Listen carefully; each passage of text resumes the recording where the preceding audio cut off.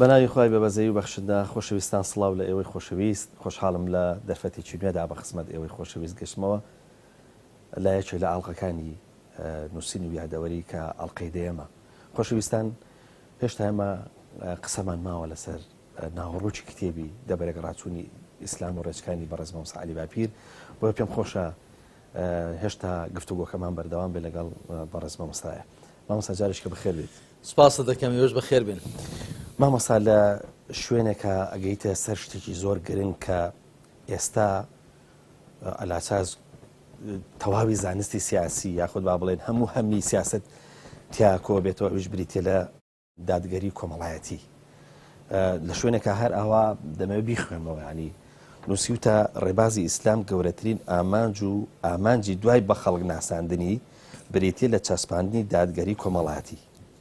یعنی ئەمە بەناس لە کتێبەکەی ئاوا هاتووە بەڵام دوای خوا بە خەڵک ناساندنی بەڵێ دەبێ وابێ بەڵێ ببوورە لاوانێ من ئەلوانەی و خوشەی پڕی بێ دوای خوا بە خەڵک ناساندنی بریتێ لە چەسپاندنی دادگەری. بەڵێ کاک پەیوەند جاري الحمد لله وصلى الله تعالى وسلم بارك على رسول الله محمد وآله وصحبه ومن اهتدى بهداه. كاك بيوان أو حقيقة لدو آياتي ببيزي قرآني مزن ورقرتوا لآياتي جمار بيستوبينجي سورة الأنبياء دا خوا سبحانه وتعالى باسي أودا كاكا همو بيغمبراني عليهم الصلاة والسلام بۆ سەسپاندنی تەوحید ناردوون دەفەرمێ وما أرسلنا من قبلك من رسول إلا نوحي إليه أنه لا إله إلا أنا فاعبدون. آياتي 25 سورة الأنبياء. لپێش تۆدا هیچ پێغەمبەرێکمان ڕەوان نەکردووە مەگەر پێمان ڕاگەیاندووە کە جگە لە من هیچ پەرستراو نین تەنیا بەنداتی بۆ من بکەن واتە تەنیا خوا پەرستی ئەوە یەک کەواتە هەموو پێغەمبەران هاتوون تەوحید و خوا بەیەکگرتن بچەسپێنن. لە ئاەتی ژمارە 25 سوورەتی الحەدید دا خوا سبحانه وتعالى باسی ئەوە دەکا هەموو پێغەمبەرانی ناردوون عليهم الصلاة والسلام بۆ سەسپاندنی دادگەری. لقد أرسلنا رسولنا بالبينات وأنزلنا معهم الكتاب والميزان ليقوم الناس بالقسط. هەموو پێغەمبەرانمان ناردوون بە بەڵگە ئاشکراکانەوە بە موعجزەکانەوە کتێب و تەرازوشمان لەگەڵ ناردوونە خوار تاکو خەڵک بە دادگەری بەڕێوە بچن. ئەگەر کەسێ بە سەرچێڵی تەماشای ئەو دوو ئاەتە مبارەکە بکە دڵەوانە تێک دەگیرێن. ئاەتەکەی ئاەتی ژمارە 25 سوورەتی الأنبیاء دەفەرمێ هەموو پێغەمبەران هاتوون خوا بەیەکگرتن بچەسپێنن تەنیا خوا پەرستی. بەڵام ئاەتەکەی ئاەتی 25 سوورەتی الحەدید دەفەرمێ هەموو پێغەمبەران هاتوون دادگەری بچەسپێنن. بەڵام کەسێ ورد بێتەوە قوڵ بێتەوە بۆ زانیاری جەنابەت و بینەران و بیسەرانی بەڕێزیش بەبێ وردبوونەوە قوڵبوونەوە لە قورئان ئینسان دەستی ناگاتە ڕاستیەکانی قورئان دەبێت قوڵ بێەوە ورد بێەوە. كتاب أنزلناه إليك مبارك ليدبروا آياته وليتذكر أولو الألباب. كتابێکی مبارك و بە پێزە ناردومانەتە خوار تاکو لە ئاەتەکانی ڕامێنن ورد بنەوە و بۆی خاوەن عەقڵان پەندی لێ وەربگرن. لە ڕاستیدا تەنیا خواپەرستی لەگەڵ دادگەری دوو ڕووی یەک ڕاستین و پێکەوەش پەیوەستن. کاتێک دادگەری دەچەسپێ کە تەنیا خوا بپەرسترێت و کاتێک تەنیا خوا دەپەرسترێ دادگەری دەچەسپێ. بۆچی؟ ئەگەر بگەڕی بۆ بنک و ڕیشەی هەرچی جیاوازیەکانە هەرچی جوداییکردنە لە نێو خەڵکدا چ لە ڕووی کۆمەڵایەتی چ لە ڕووی سیاسی چ لە ڕووی ئابووری هەمووی دەچێتەوە بۆچی دەچێتەوە بۆ زوڵم. زوڵمیش ڕێک لە شیرکەوە لە کوفرەوە لە ئیلحادەوە پیا دەبێ. ئەگەر خوا سبحانه وتعالى دان بەبوونی دا بهێندرێ تەنیا ئەو بپەرسترێ تەنیا بەنداتی بۆ ئەو بکرێ ڕێگە دەگیرێ لە شیرک ڕێگە دەگیرێ لە شیرک. یعنی یەکێک بڵێ نا منیش هاوبەشی خوا دەبێت بەشێ لە پەرستنی بۆ مندارێن میش دەبێت تەقدیس و تەعزیم بکەن وەکو خوا ڕێ دەگیرێ. ئەگەر تەنیا خوا پەرستراو بێ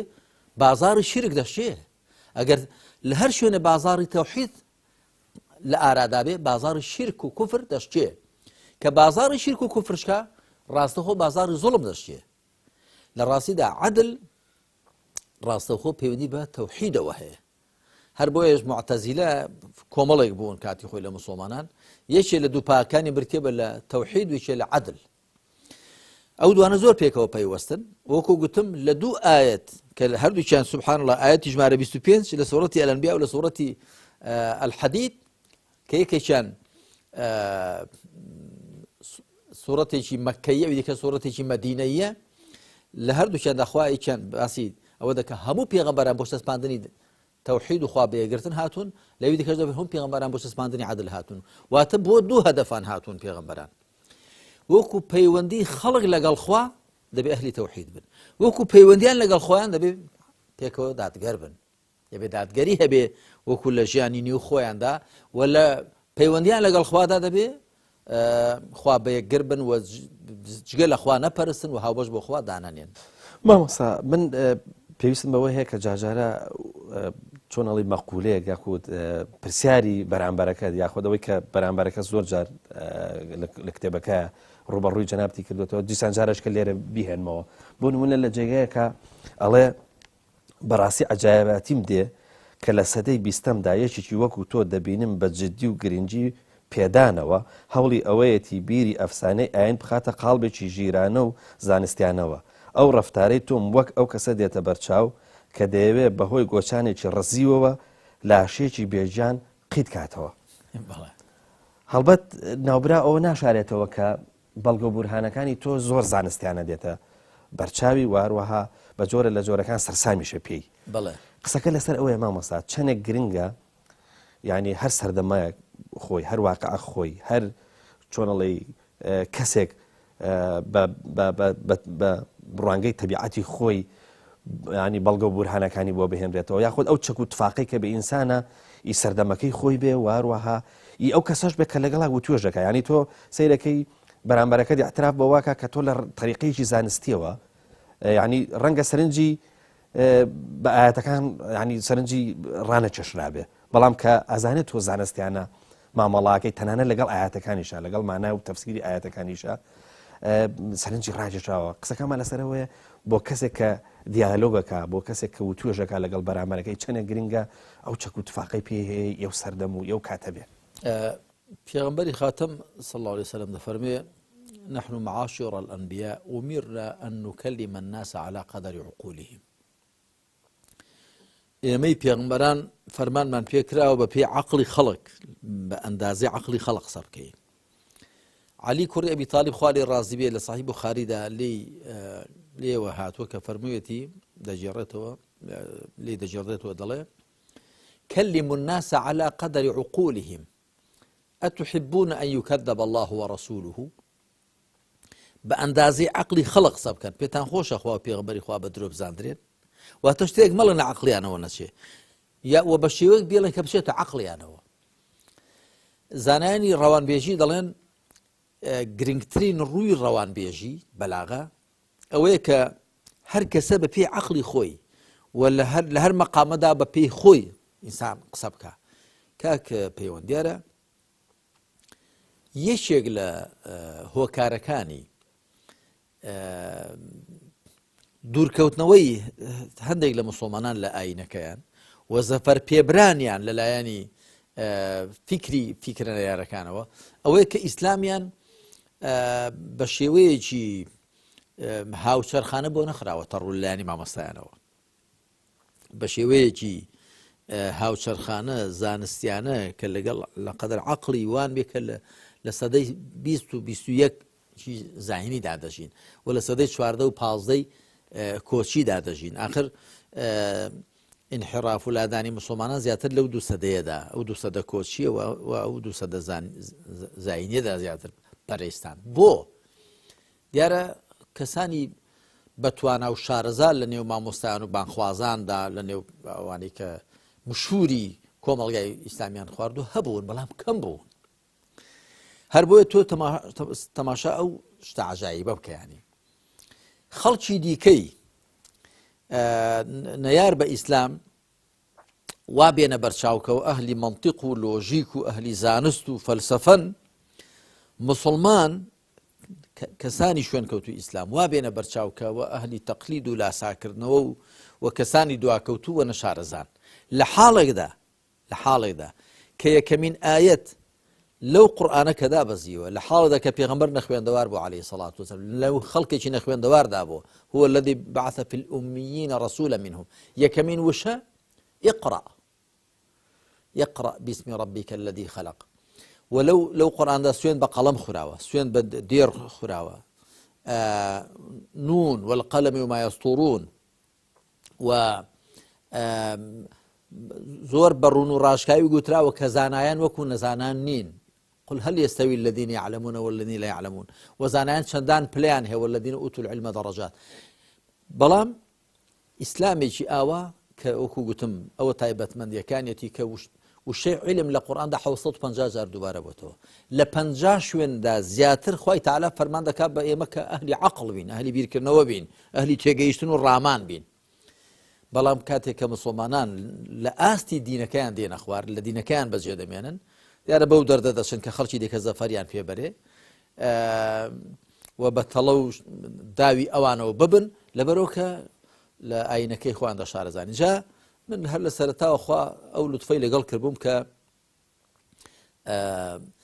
هولم ددا براسي ايماني شي تحقيقي ما بينك ايماني شي تقليدي ومن لا يداشت كان يخوم دانوسيوم لا شان بلوغ لخرماني تمنم او تمني كالسليماني جوزراندم من 5 سالي سرتاي تمنم بلين لسدمي ل 15 سالي تاكو 19 سالي تابي سالي 19 سالي اليوم جوزران زۆر یارمەتیدەرم بوو بۆ ئەوە کە هەم ئاسوی فکرم فراوانتر بێ و من بڵێ لە پەیمانگای ئیسلامیدا بەڵام کۆمەڵێک لە کادیرانی حیزب شوعی لەو پەیمانگایەدا بوون مناقەشاتمان دەبوو لەگەڵ ژینگە و دەوروبەرەکە بوو بە هاندەرم کە من زیاتر لێ بکۆڵمەوە بۆی کە بەرگری بکەم لەو ئیمانە خواڕسکەی کە لە دڵمدایە بە چەکی زانست و علم و لۆژیک و عەقڵ و مەنتیق ئەوە زۆر هاندەر و یارمەتیدەرم بوو کە هەر لە سەرەتای تەمەن مۆمن موسڵمانەتێکە بەڕاستی موسڵمانەتێکی ئەوە نەبێ لەبەرەوەی با بدا کە موسڵمانی منی موسڵمان بم ئەوە ئیمانێکی بڵین تەقلیدی و ئیمانێکی خواڕسکانەیە من بۆ ئەوەندە ئیکتیفام نەکرد بەڵکو بۆ هەر قەزیەک نەکرد تەنیا قەزی ئیمان و عەقیدە بۆ هەر قەزیەک هەوڵم دەدا کە لێ بکۆڵمەوە تێبگەم دیار لە قەدەر توانای خۆم کە ئەو شتە بۆچی خوای پەروەردگار بۆ وای فەرمووە ئەو ئەرکە شەرعێ بۆچی وایە ئەو شتە بۆچی قەدەغە کراوە لە شەریعەتدا ئەویان بۆچی واجبە ئەوە بۆچی ڕێ پێدراوە بۆ ڕێ پێ نەدراوە بەڵێ مامۆستا لە یەکێک لە پەراوێزەکانە بینیم لەسەر وشەی دەستەواژەی ئومیش سەرنجێکت هەیە کە لەگەڵ ئەو سەرنجە باوایە پێک ناکاتەوە من حەزم کرد بەڵێ خۆی ئومی دوو واتای هەیە کەسێک کە من لا يقرأ ولا يكتب کەسێک کە ناخوێنێتەوە و نانووسێ بەڵام واتایەکی دیکەی هەیە کە من پێم وایە کە بۆ پێغەمبەری خاتەم صلی الله عليه وسلم و بۆ گەلی عەرەب بەکار هاتوو ئەو وەتای دووەمیانە ئەویش ئەوەی کە نەشارەزا لە کتێبە ئاسمانیەکان نەشارەزا لە کتێبە پێشوەکان لە ئاینە پێشوەکان کە گەلی عەرەب فعلا نەشارەزا بوون بەڵێ پێغەمبەری خۆمان عەلەیهی سەڵات وسەلام بە دەقی ئاەت خوێن و نووسینی نەبووە لە سوورەتی ئەلعنکەبوتدا خوا دەفەرمێ ما كنت تتلو من قبله من كتاب ولا تخطه بيمينك إذا لارتاب المبطلون لبيش قرآن ده هيش تبك نخوين دوتو وبدسي راسي هيش ننسيوا وقلبوا نسيم بدسي راسه إذا لارتاب المبطلون أقتو خوين نود ببواي قراءة ونسين ببواي كتابة إذا لارتاب المبطلون أماني كل سر ناحقا بوان هو بكون قمانوا كورنجا فير بو بيلا كسيك ونسيب يتو وانا بلان كتو نخوين نود هبو بيه ننسين هبو بيه يكسر بوبي بعلامة هو ديارك أخوة فيري كردوي بلى بلى من بيموايا كأخوة فرمي هو الذي بعث في الأميين رسولا منهم أميين واني كلا كتابة آسمانيا كان نشارزان أجرنا مرزنية ما بس بي واني كخوين نونسين يعني شكل ما كش دا كسانك هم خوين نونسين يعني هبوا بلى زور برنجانيان بوبي بەڵام من پێما ئەو شەمکوواتایە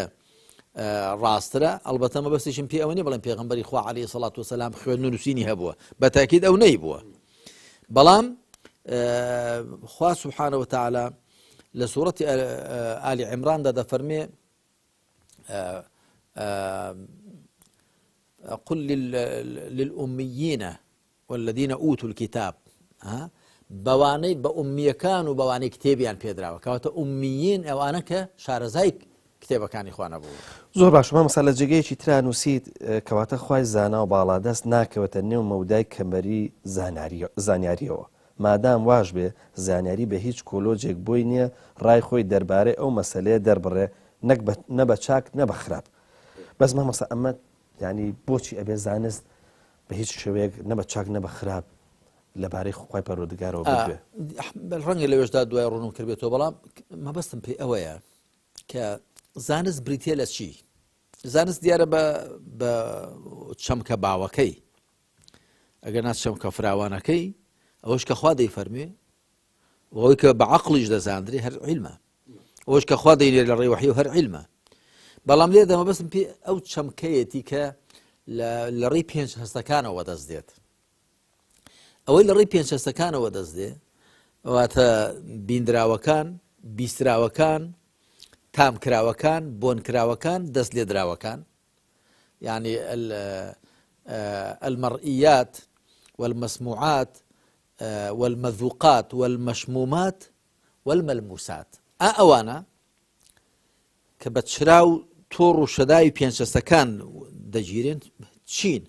هەمووی شوێنەوەرەکانی مادەن خوا سبحانه وتعالى بۆ خۆی بۆ ئێمە پێناسە کردوتە لەیسە کەمیثلیه شەیء هیچ شتێک وەکو ئەو نییە وەزانایان لەبارەوە گوتویانەوە كل ما جرى ببالك فالله بخلاف ذلك هەرچی بە زەینی تۆ داڵی خوا لەوە جیایە کەواتە تۆ ئەگەر کەسێ بەتەما بێ خوا سبحانه وتعالى پێنج هەستەکانی دەرکە لە ڕاستیدا لە ڕێی غەیری سروشتی و ئاسایی خۆی بۆ خوا ناسین چووە خوا شتێکی مادی نییە تا تۆ لە ڕێی پێنج هەستەکانەوە دەرکی پێ بکەیت جا گوتومە بە چاک قسەی لێنەکە ناتوانانی بڵێ وەڵام من خوام بینی خوام بیست بۆنم کرد تامم کرد و بە خراپیش قسەی لێنەکە واتە ناتوانانی بڵێ وڵا لەبەرەوەی خوام نەبینی نەمبیست تام و بۆن و چیم لەبارەوە نەکرد نوکۆڵی لەبوونی بکە بەڵام زانست ئەگەر بۆی نییە لەبارەی خوای پەروەردگار بە چاک و خراپ بڕیاردا بەڵام کەرەسە دەخاتە بەردەستی عەقڵ زانست باشتری کەرەسە دەخاتە بەردەستی عەقڵ تەبەن عەقڵ دوایی لەو کەرەسەی کە لە ڕێی پێنج هەستەکانەوە کۆی کردوێتەوە دوای عەقڵ دێنێت کاریان لەسەر دەکا ئەگەر ناڕاستە خۆ پێنج هەستەکان ئێستا من بە چاو هەر دەزانم ئەوە پەرداخە و ئاوی تێدایە ئەمە نووسینێکە لەبەر چاوی لە بەردەستی تۆ دانراوە بە چاو هەر ئەوەندە دەزان تۆ بەگوێ هەر ئەوەندە قسەکەی من دەبیستی بەڵام ئەوەی دوای تەحلیل دەکات دەڵێ ئەمە ئاوە و دەخورێتەوە و بەو شێوەیە ئەمە دەفتەرە و دەخوێندرێتەوە ئەو قسەیە ئەو دەنگە کە دێتە بەگوێی تۆ دوای ئەوە ماناکەیەتی ئەو عەقڵەوە ئەو کاران دەکات دوای عەقڵ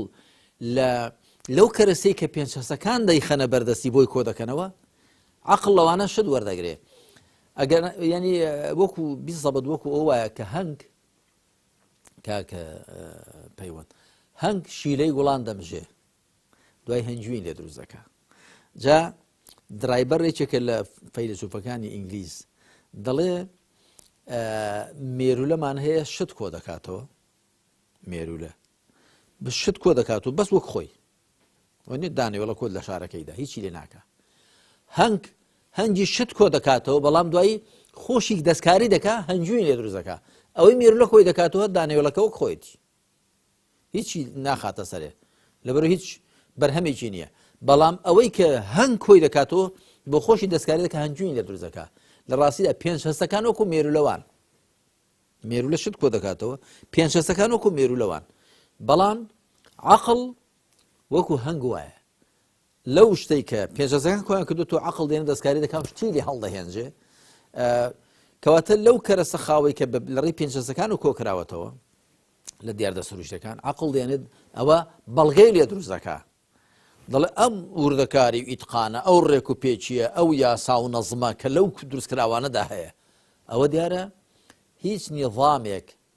هیچ یاسایەک بەبێ یاسادانەر نابێ هیچ ڕێک خراوێک بەبێ ڕێک خەر نابێ ئەوە ئەو یاسا عەقڵیە عقل دروستی دەکا بەڵام لەو کەرە سەخاوی کە پێنجشەسەکان خسویانەتە بەردەست. زۆر باش مامۆستا ئەگەر لێرە بچینە سەر وتوێژی دووەم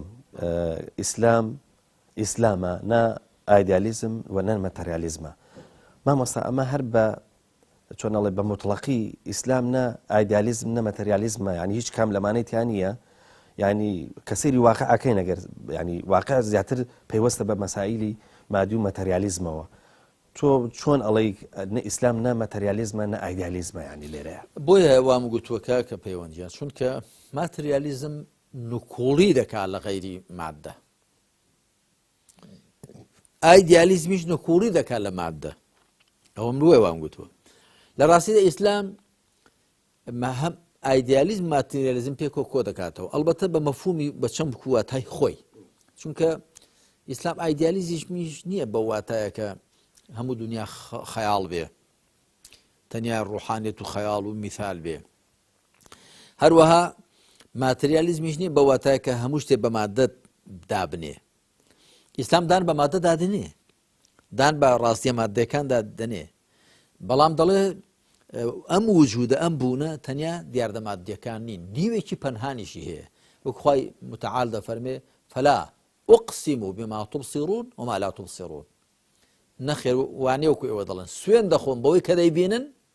کە جیهانی مادە و بەرهەستە و بۆش کە نایبینن کە جیهانی نابەرهەستە. جا ئێستا بۆ زانیاری وەختی خۆی مشتومڕ هەبووە لەو بارەوە، بەڵام ئێستا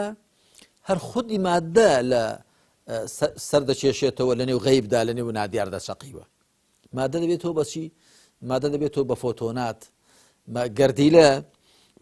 ینی خشتی یەکەمی مادە بریتێ لە گەردیلە لە سێ بەش پێکدا ئەلکترۆن و پرۆتۆن نیۆترۆن، بارگەی سارد و گەرم و بێلایەن. دوایی ئەوە نەک ئەو سێ پێکاتەی گەردیلە نابیندرێن، بەڵکو بوێنە گەردێکی هایدرۆژین کە پرۆتۆنێک و ئەلکترۆنێک و نیۆترۆنێکە، یا هێلیۆم کە لە دوو لەوانە پێک دێ، نەک هەر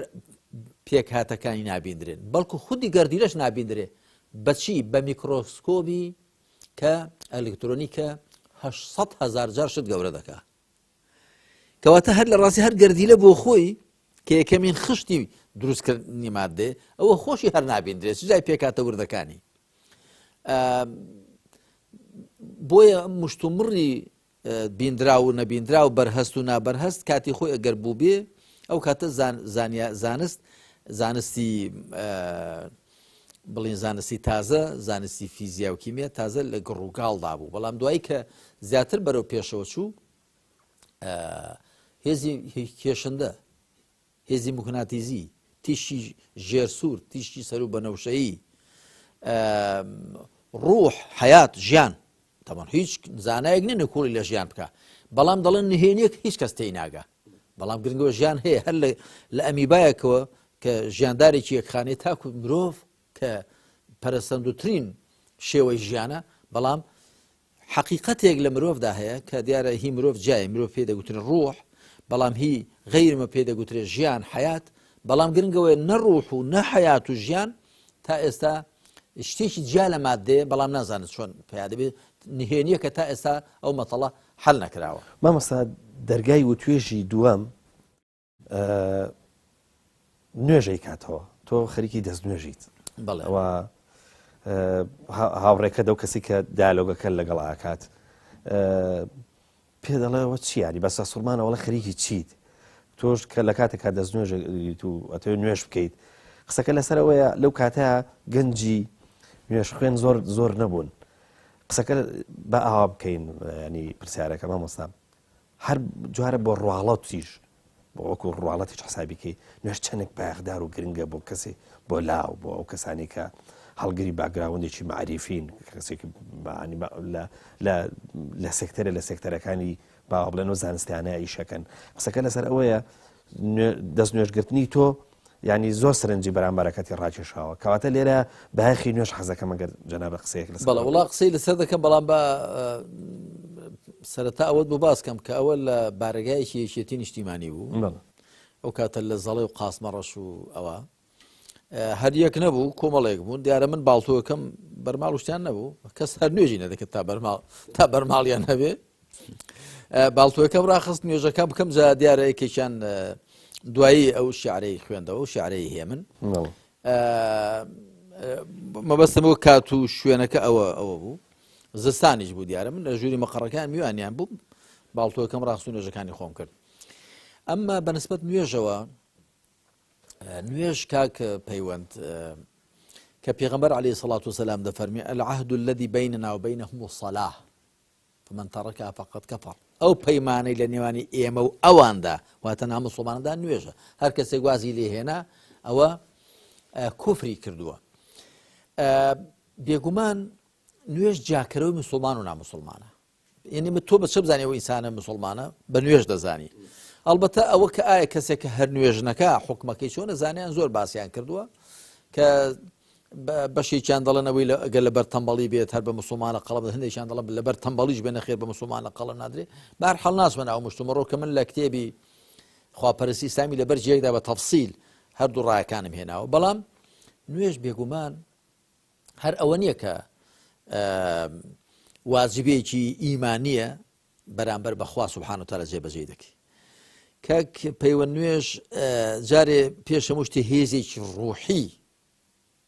لە بن نەهاتوو بە مرۆڤ دەدا پێغەمبەر عەلەیهی سەڵات وسەلام لە وەسفیدا گوترەوە کانە ئیدا حەزەبەه ئەمڕ لەجاء ئیلە الصەلاة ئەگەر کارێک سەغڵەتی دەکرد ناڕەحەتیشی دەهاتە ڕێ پەنای دەبەردە بەر نوێژ سەڵات تەمام بەمانای دوعاش دێ بەڵام بە معنای نوێژی ئاسایش دێ نوێژ خوا سبحانه وتعالى نوێژکەران کە بازەکە دەفەرمێ قد أفلح المؤمنون الذين هم في صلاتهم خاشعون سەرفرازن بەڕاستی سەرفرازن بڕوادارانێک کە لە نوێژەکەیاندا ملکەشن بۆ خوا نوێژ هێزێکی لە بن نەهاتوو بە مرۆڤ دەدا نوێژ یارمەتی ئینسان دەدا کە کاتەکانی خۆی ضەبط کە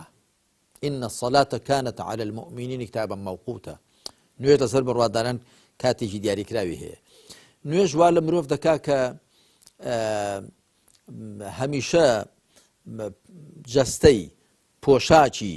دەوروبەری پاک و خاوێن بێت چونکە نوێژ لە شوێنی خاوێن و پاک نەبێ وەبەر ناکەوێت نوێژ هەمیشە لە ڕووی جوغرافیەوە نوێژکار هەمیشە دەبێت ڕوو کاتە قیبلە ئەتوو هەمیشە دەبزانی کوێ خۆر هەڵاتە کوێ خۆر ئاوایە و کوێ قیبلێ و کوێ سەروی کوێ باشوورە یعنی نوێژ لە ڕووی جەستەیەوە وەرزشێکە کە هیچ ماسوولکەیەک لە جەستەدا نییە هیچ جومگەیەک لە جەستەدا نییە کە نەزوڵێ تەبەن ئەوە وەکو گوتم باسی نوێژ ینی شوێنێکی سەربەخۆی دەوێت بەڵام گرنگەوەی نوێژ تەنیا شتێکی ڕوحی نییە بەڵکو لە ڕووی کۆمەڵایەتیەوە نوێژی بە کۆمەڵ مسلمانان فێر دەکات فێرە نەزمیان دەکات فێر ئەویان دەکات دەبێت چاوساقێکیان هەبێ بە دوای ئەودا حەڕەکە و جوڵە بکەن و نوێژ لە ڕووی تەرکیزی زیهنەوە کە زانایانی دەرووناس دەڵێن باشترین شتێک باشترین هۆکار سەرەکیترین هۆکار کە مرۆڤ تێیدا سەرکەوتو دەبێت لە ژیانی بری تێ لە تەرکیز چڕکردنەوەی زەینی لەسەر شتێک بتوانێت بیر لە شتێکی دیاریکرا و کاتەوە زەینی بە ولاولادا نەپڕژێ نوێژ ئەوە بۆ ئینسان بەرهەم دێنێ و لە ڕووی سلوکی و ئەخلاقیەوە ئین الصلاة تنهى عن الفحشاء والمنكر وەکو گوتم لە ڕووی ڕوحی ئیمانیەوە تۆ هەمیشە لە خزمەت خوای خۆتدا پەیمان تازە دەکەیەوە سەجدە و ڕوکوعی بۆ دەبەی ئەو سەرەی بۆ خوای نەوی دەکەی ئەگەر بەڕاستی سەر بۆ خوانەوی بۆ کەسی کەی نەوی ناکەی بۆیە محەممەد ئیقبال دەڵێ وسەجدة لله الأحد تنجيك من ألف سجدة للعبيد یەک کوڕنوش بردن بۆ خوای تاک ڕزگار دەکات لە کوڕنوش بردن بۆ هەزاران کوڕنوش بردن بۆ بەندەکان مەحمەد سەهەر وەکو لەتیفەیەک جەنابشی شارەتێکت پێدا دەمەوێت ئەو شیعرە بخوێنمەوە کە ئەو بابایی کە لەگەڵ تویا گفتوگۆکە تۆش نەقلت کردووە لە کتێبەکە شعرەکە شعرێکی هەیە منە دەڵێ دیم کچێکی لە باری لادەیی بۆ نوێژ ڕادەخا بەرهەڵبێنی بەرهەڵبێنێ جوانە وتم ئەی نازەنین کە ڕوخسارت هەموو باخی بەهاری خوادێنێ بۆچی پێت وایە ئەو خوددا گەورەیە هێندێ بێڕەحمە تۆش دەسووتێنێ بەڵام سەیرەکەی مامۆستا تۆ سەغڵەت نابی سەغڵەت نابی بەڵکو ینی هەر بەو لۆژیکە هەر بەو منتیقەی کە ئەو قسەی پێەکە زۆر جوان جواب دەیتەوە وڵێ ئەگەر پاساوی ئەم خاتوونە هینە پاساوی هەبێ و نوێژی پێ نەکرێ و نازم نوێژەکانی بۆ نەکرابێ و نازام چی ئەوە لەوانەیە قسەکەی تۆ باوێکە زوڵمێکە لە لای خوای پەروەردگارەوە نەعوذ بالله کە بیسووتێنێ کەواتە خوا زوڵمیش ناکات کەواتە نایسووتێنێ قسەکە لەسەرەوەی مەبەسم ئەوەیە مامۆستا حتا ینی وەڵامدانەوەی تۆ وەڵامدانەوەیەکە کە ینی بۆ قەنەعات پێکردنی ئەوە و ناچیتە سەر بابەتێک کە دوور ناکەویتەوە لە بابەتەکە ینی لەگەڵەوەشا کە ڕەنگە ئەو بۆ جۆرێک لە استیفزاز ئەم قسەی کردوێ. ڕاستە من پێم وایە باشترین شت بۆ لە حاڵەتی بتوێژدا ئەوەی کە ئینسان نەکەوێتە تەڵەبداوی بەرامبەرەکەت کە بۆت دادەنێ و پاشان ئیستیفزاز نەبی ناڕەحەت نەبی و لا نەدەی لەو مەبەستەی کە تۆ دەتەوێ بیگەیەنی چونکە جارەوە دەوێت بەلاڕێت دابەرێ ئەو جارەوە دەوێت بتخاتە نێو هێندێک باس و خواسی لاوەچی لەبەرەوەی لەو ئەسڵە باسەی کە خەریکی خۆی بەبێ هێز دەزانێ دەوێ لادا بۆ باسێکی لاوەچی لا باسێکی دیکە کە پەیوەندی بەوە نییە چونکە لەو مەدانە ئەسڵێدا خۆی بێهێز دەبینێتەوە دەوێت بچێ بۆ شوێنێک کە پێی وایە لەوێدا دەتوانێت هێزێک بنوێنێ فعلا کاک پەیوەند من بە ئەزمموی ژیانی خۆم بۆم دەرکەوتووە کەسێک کە لە ڕێی خۆیدا بەرچاو ڕوون بێ بۆچی پێغەمبەران عەلەیهیمو سەڵات وسەلام بە زۆری گوتویانە یا قەومی ئەڕەئەیتم إن كنت على بەیینەة من ربی ئەی گەلەکەم هەواڵم پێ بدەن ئەگەر من لەسەر ڕۆشنایی بم لەلایەن پەروەردگارمەوە. ئینسان کەسێک بەبیر بڕای خۆی پشت ئەستور بێ دڵنیا بێ و هاوسەنگی تێک ناچێت بە دوو قسان و دەبێ وریاش بی وەکو گوتم جاری وایە ئەستان ئەو قسێ بۆ ناڕەحەتکردن و بێزارکردنی تۆی بۆی تۆ بابەتەکە لەبیر بچێت تۆ یاخۆ تۆ خاڵێکی بێهێز لە خۆت پێشاندەی. من پێم وایە ئەوانەی کە بەگاڵەگاڵ و ئەوەن یاخود ئیستیفزاز دەبن ئەوە دەبن لەبەرەوەی کە قوڵ نین. کوردواری خۆشمان دەڵێن ئاوی مەنگ ئاوی مەند تەمەکە قوڵ بێت دەنجی نییە هەر وشەی دێ و دەڕوە بەڵام ئاوی تەنەک خوڕەی دێ دەنجی زۆر دێچکە تەنکە. من پێم وایە ئینسان کە بە ئەندازی ئەوە کە لە شتەکەی خۆیدا دامەزراو دەبێ بارقوڵ دەبێ و نەلەخشاو دەبێ دیارە خوای پەروەردگاریش ئاوا تەوفیقی داوم و بە تایبەتیش من ئەوانە کەسێک کە قسە دەکات تۆ هەوڵ دەی حەملی کێ سەر بارە چاکەکەی بۆی باشترە و منش قازی نەبووم لەوێ دابنیشم داخوا بۆ ئەو قسەیە کوفر یا کوفر نییە. زۆر بە خەڵکی خۆمان دڵم کاکە خۆ تۆ نەقلیاتی بەهشت و جەهەنەمت دانەناوە وەڵا فڵان کەس بۆ بەهشت و فڵان کەس بۆ جەهەنەمێ خوا دەفەرمی ئین ئیلەینا ئیابەهم ثم إن علينا حسابهم گەڕانەوەیان هەر بۆ لای ئێمە لێپرسینەوەیان هەر لەسەر ئێمە خۆ من نەقلیاتی بەهشت و جەهەنەم دانەناوە. بەڵێ مامۆستا طبعا ئەو کەسێک کە لەگەڵ تۆ گفتوگۆکە ئەوێت کە هەموو ڕوانگەکانی ئینسان هەموو پاڵنەرەکانی ئینسان پاڵ باتە بەرم ینی جوڵەکەی ینی لە پێناوی مادە بێ یاخۆ لە مەبەستە دیاریکراوەکەی بریتی بە لە مادە یاخۆ ئەوەی کە عیبادەتەکانی موسڵمانیش پاڵ بداتە بە ئەم مەسەلە مادیە و بڵێ بۆیە ئینسان موسڵمان بۆیە عیبادەتەکە بۆیە خواپەرستێ بۆیە نوێژەکە بۆ ئەوەی لە بەرامبەرەکەیە ینی شتێکی دەستکەوە کە بریتێ لە بەهەشت. قسەکە لەسەرەوەی مامۆستا ئیسلام خاڵیە لە ئەم جۆرە تموحانەش کە ئینسان ئەو ئەنی ئەو وینەیە بێت یان ئەو تموحەیە بێت نەخێت چونکە مادام مرۆڤ ئاتاژە بۆ خوا سوبحانە وتەعالا هەم لە ڕووی جەستەییەوە و هەم لە ڕووی ڕوحیەوە هەم لە دنیادا بۆ خوا ئاتاژە هەم لە دوا ڕۆژدا کەواتە گەر پێداویستیەکانی خۆی بۆ خوای پەروەردگار عەرزکا هیچ ناشەرعی تێدا نییە. ئیبراهیم خەلیل اللهە سەڵات و سەلامی خوای لەسەر بێ بەڵام دەڵێ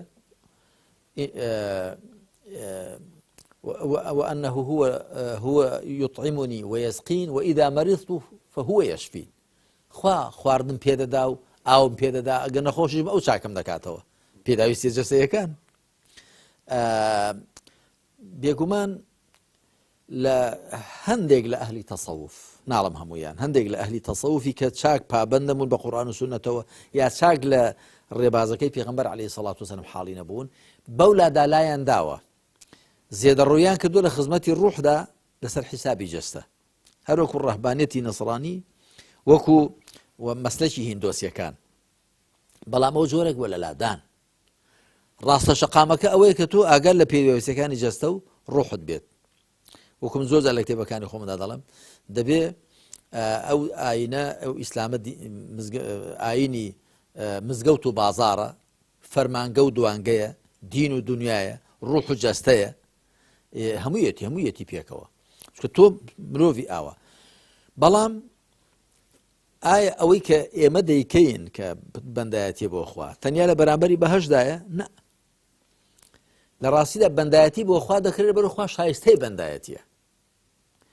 خوای پەروەردگار ئەوەش ئاماژەش بەوە دەکات یەبتەغونە فەضڵا من الله وەریضوانە یان دەفەرمێ وەریضوان من الله ئەکبەر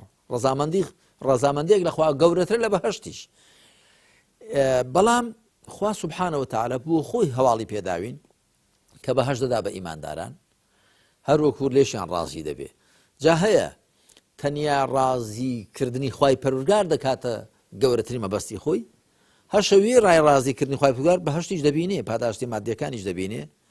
کە ئەوە هیچ نوقسانی نییە چوە پێغەمبەران عەلەیهیم السەڵات وەسەلام کە دینداری ڕێک و ڕاست و هاوسەنگ ئەوان فێری خەڵکیان کردووە هەم داخوازە جەستەیەکان و مادیەکان هەم داخوازە ڕوحیەکانیش وەکو گوتم ئاڕاستەی خوای پەروەردگاریان کردو دەیکەن بەڵام هەندێک لە ئەهلی تەسەووف جاری وایە بەو لایدا زۆر تێپەڕیون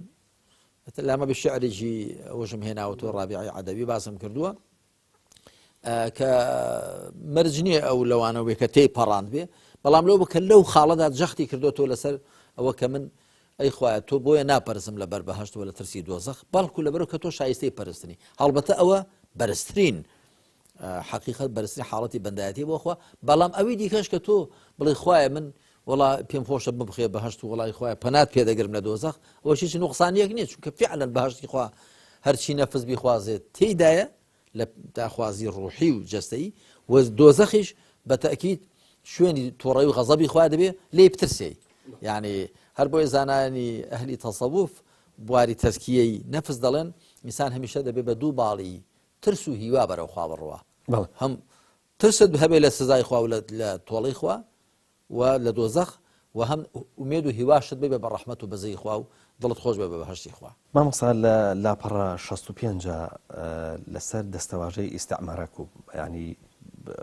لەوێ لە پەراوێزەکای هێنی هو أنشأكم من الأرض واستعمركم فيها قسەکەمان لەسەر ئەوەیە کە جەنابەت کە دوای گرێ دەیتەوە بە ئەوەی کە عەرەبێ هێنن بە ئیستیعمار و اینجا کۆلۆنیالیزم و ئاروەها دەڵێ عەرەبەکان وەختی خۆی ئەم وشەیان بە هەڵە هێناوە و ئێمەش بە هەڵە وەرمانجێڕاوە قسەکان لەسەر من حەزەکەم ئەمە ڕوون کەیتەوە بەڵێ ئێستاش من پێم وایە تەمان ئەم وشەیە لە قورئاندا لە سوورەتی هود داهاتووە هود عەلەیهی سەڵات وسەلام بە گەلەکەی خۆی عاد دەڵێ عفو صالح بقلكي خوي ثمود دله هو أنشأكم من الأرض واستعمركم فيها خوا إيوه زويدا بيجاندو أودان كرنويش عايدي إيوه كردوه واستعمركم يعني داويلي كردون أوداني بكانوا تعميري بكان يعني الأصل دا مروف لسر زويدان دراو سر زوي أودام كاتوا نكتي شي بداو خرايب كا وكو خواي پروردگار فرمي ولا تفسدوا في الأرض بعد إصلاحها دوای ئەوەی خوا سەرزەمینی باش خوڵقاندووە پڕی کردووە لە ناز و نیعمەت تێکی مەدەن بە شەڕ و شۆڕ و کوشتار و تێکی مەدەن بە قۆرەخکاری و گەندەڵی و خراپ و فەساد جا ئەم وشەیە کۆلۆنیالیزمی جیهانی کە هاتووە بۆ جیهانی ئیسلامی خستۆتە ژێڕچێفی خۆی فعلا ئەو وشەیان بۆ خۆیان بەکارهێناوە تەمان داگیرکەر بوون کەچی ناوێن لە خۆناوە مستعمر طبعا لەسەر کێشی ئیستیفعالە یعنی کەسێک کە داوا دەکا وڵات ئاوادان بکرێتەوە ئەمجا کردەوەکەی خۆیان کە بریتەوە لە داگیرکاری ناوی ناو ئیستیعمار یعنی داواکردنی ئاوادانکردنەوە ماشەڵڵا چه ئاوادانکردنەوەیەک هەرچی خێر و بێرە بۆ خۆیان بردووە شەڕ و شۆڵیان دەنێودا پەیدا کردوین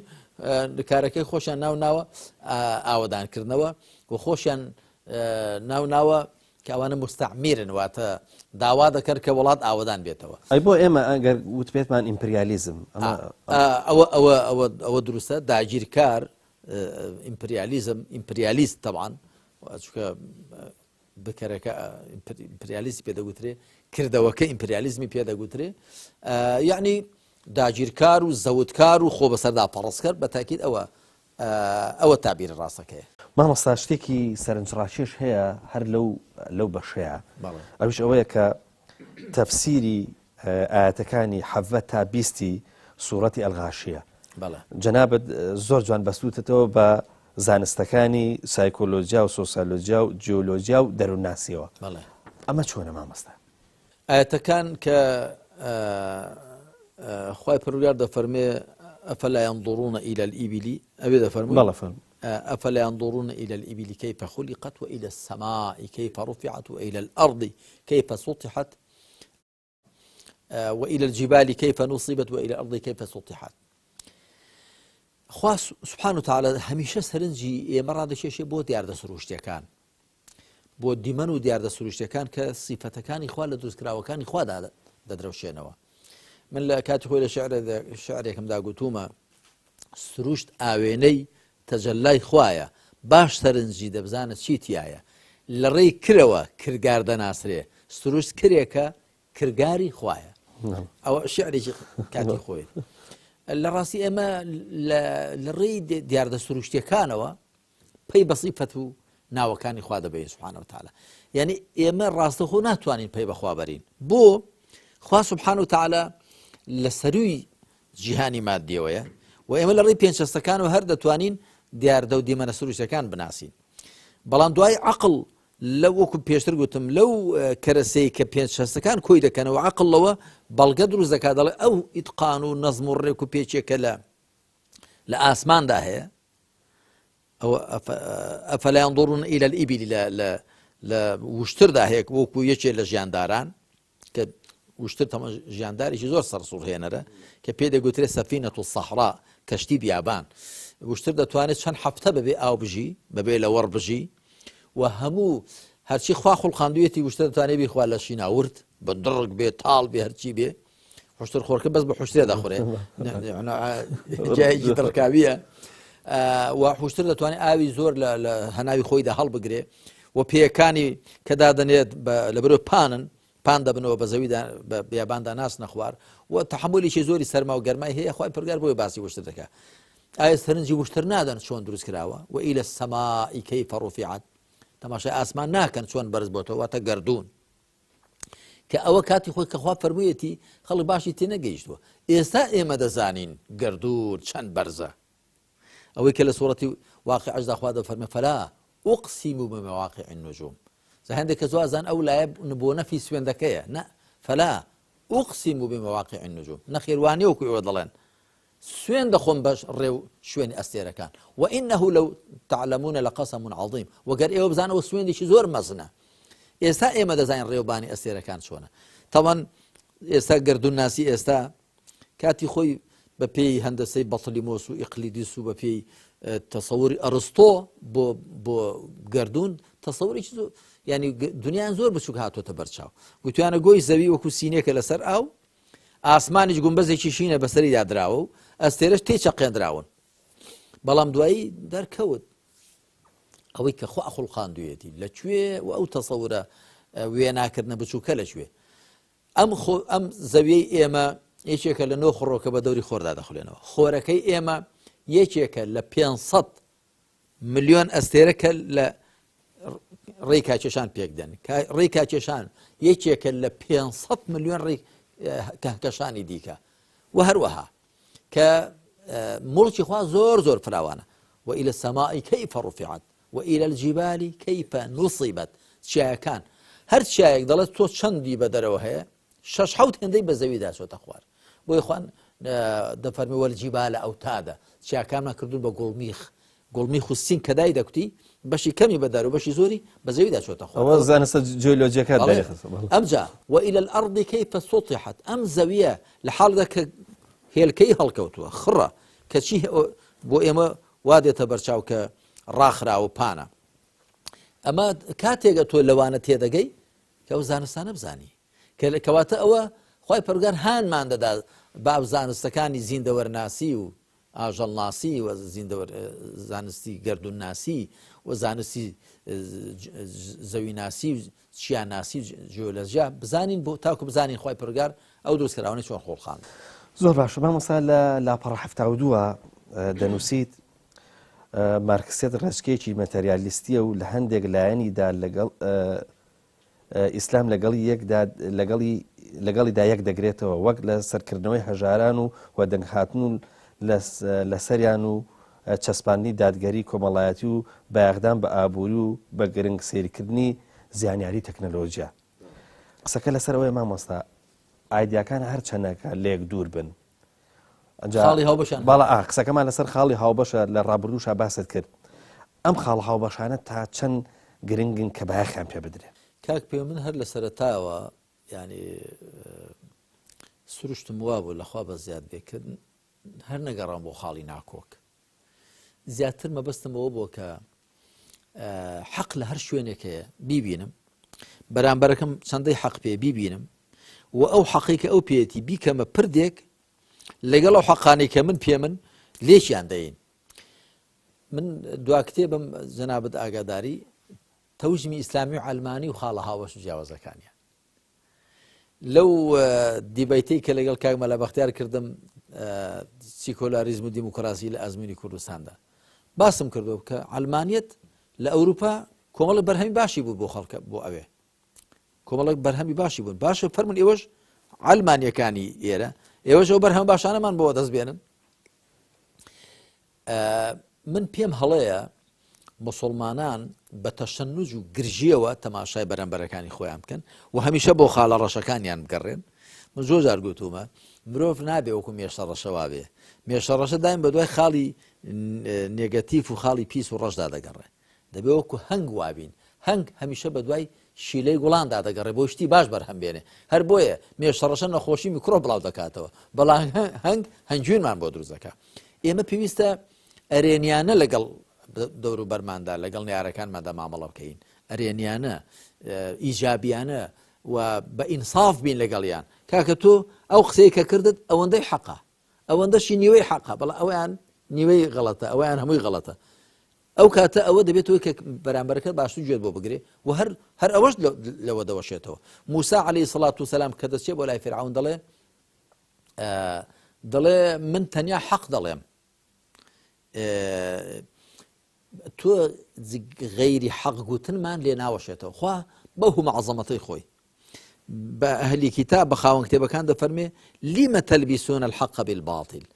بۆچی حەق لەگەڵ ناحەق تێکەڵ دەکەن واتە حەقتان پێیە هەندێک بەڵام لەگەڵ ناحەقێکی زۆر تێکەڵی دەکەن. گرنگە بۆ ئێمەی موسڵمان بۆ ئێمەی ئیسلامی ئەگەر بەرامبەرەکانیشمان لەگەڵماندا ئەهلی ئینساف نەبن ئێمە نابێ وەکووان. مامۆستا جەنابەت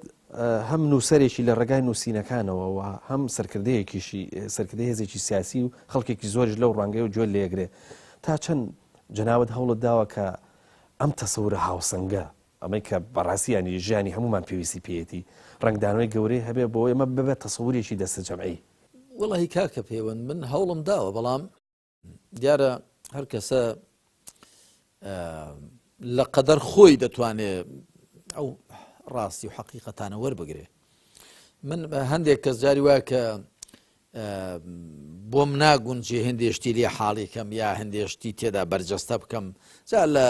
ئەوانەی لە چوارچێ کۆمەڵی ئیسلامیدا لە دەوری کۆمەڵی ئیسلامی لە خزمان لە دەوروبەر تەماشایەکی دەکەم و دەڵم حەیفێ کەوڵت فەڕاح نابێ کەوڵت فەڕاح نابێ ینی بۆت ئیستیعاب ناکرێت چ لێ بکەم. ئەجا خۆ پێغەمبەری خاتەم عەلەیهی سەڵات وەسەلام و نەبێ ئەو هاوڵانە خوالیان ڕازی بێ هەمووی بەدڵی بوو بن وەکو ئەوبەکر عومەر و ئەوانەی دیکان تێدا و خوالیان ڕازی بێ کەوڵیان زۆر فەڕاح بوو هەرچی پێغەمبەر عەلەیهی سەڵات وەسەلام فەرموویەتی و کردوێتی توانیوە ئیستیعابی کەن هی دیکەش هەبوو بۆ ئیستیعاب نەکراوە. ڕۆژێکی لە هاوڵان دێتە خزمەت پێغەمبەر صلی الله علیه وسلم لە صحیح بوخاری داهاتووە دەڵێ اللهم ارحمني ومحمدا ولا ترحم معنا أحدا خۆی ڕەحم بە من و محەممەدی بکە بەڵام لەگەڵ من و ڕحم بە کەسی دیکەمەکە بەخیل ئەویش دەفەرمی لە قەد حەجەرتە واسعا شتێکی زۆر فراوان زۆر گچکە کردەوە خۆ ڕەحمەتی خۆ بەشی هەمان دەکات بۆ هەر بۆ من و تۆ بێ هیوا هەیە عەقڵەکەی وایە دڵەکەی گچکەیە زەرفێتی گچکەیە جا بە هەر حاڵ کاکە پەیوەند خۆ ئەمجاری وایە دەڵێم کاکە بڵێم چی ئەو هێندێشتم پێ بە چاک و بە حەق و ڕاستی دەزانم بەڵام خۆ بە پێشتی لە مێشتی خەڵکی نائاخنم پیشێک دەزانی چیە ئەوەی کنگرانی پێگری پیاڵ دەقەنن خۆ بە پیشتی لە مێشتی ناخ ئەڵەن مامەسات زۆر تەواضوعی هەیە تەنانەت لەوەی کە حەقیشی پێ ینی من پێم خۆش نییە کە زەخت لە کەس بکەم جاری وا هەبوو مەسەلەن ویستومە کارێ بە کەسێک بسپێرم گوتی مامۆستا ئەگە هەر فەرمانم پێ بکەی دەیکەم بەڵام وەڵای ئەگەر لێم گەڕی پێم خۆش دەکتم باشە پێم خۆشنە کەس سەغڵات بکەم پێویستیش بۆ کارەکە بکە ینی بۆ ینی پێم خۆشنە خەڵک سەغڵات بکەم بەڵام ئەوەی جنابەت گوتت من پێم وایە تەنیا بە حاڵەتی تیۆری خەڵک فێری ئەو شتانە نابێت کاکە پەیوەند ئەهلی تەسەوف تعبیرێکی جوانیان هەیە دەڵێن من ذاق عرف ومن لم يذق لم يعرف هەر کەسێک چێشتی دەزانێ ئەوینەی چێژە نازانێ ئەتۆرە منداڵێکی گچکە کە باڵغ نەبووە وەرە لێ حاڵی کە لایانی جینسی چۆنە مەسەلەن تی ناگا چۆنی لێ حاڵێکی دەبڵێ وەکو چکولاتی بخۆی بەڵەوان نییە مەبەستەوەی کە هەندێک کەس کە ناگاتە قۆناغێک لە هێندێک شت تێ ناگا کەواتە دەبێت مرۆڤ خۆشی کار بکات لەسەر خۆی خۆشی هەوڵدا لەگەڵ خۆیدا و ئێمەش لەگەڵیاندا هەوڵ دەین بەڵام هەر چۆنێکیش بێت دیسان زۆر جاروا هەیە سەقف و سەربانێکی دیاریکراوی هەیە ناتوانین لەوە زیاتر پێ هەڵا بچێ و گرنگەوە ئێمە ژوهدی خۆمان سەرف بکەین و توانای خۆمان بەکاربێنین مامۆستا چەند پرسیارێکی ترماوە سەبارەت بە هەر بە ناوڕۆکی کتێبی دەبەرەگڕاچوونی ئیسلام و ڕێچکان هیوادارم بتوانین بەرنامەیەکی تر ئینشاءڵڵا لەسەر ئەم کتێبە بکەین و ئەنجا دوایی کۆتایی پێبێنین ئینشاءڵڵا بەسەر چاو چونکە کاتی بەرنامەکەمان کۆتایی هاتووە ئیتر چیتی کە ناتوانم لەوە زیاتر ئەمن سوپاسی جەنابەت و پرسیارەکانت دەکەم و هەروە ستافی کە لەگەڵیشت هاتوون خوا پاداشتانداتەوە بەخێر بێن جارێککە سوپاس زۆرمان بۆ بەڕێز مامۆستا عەلی باپیر نووسەری کتێبی ئیسلام و ڕێچکان سوپاس دەکەین ماندوومان کردی بەڵە خۆشەویستان بەم شێوەیە گەشتینە کۆتایی ئەڵقەی ئەم جارەشمان تاکو بە گەشتنەوەیکی دیکە هەمووتان بەخوای گەورە ئاسپێرم خواتان بێ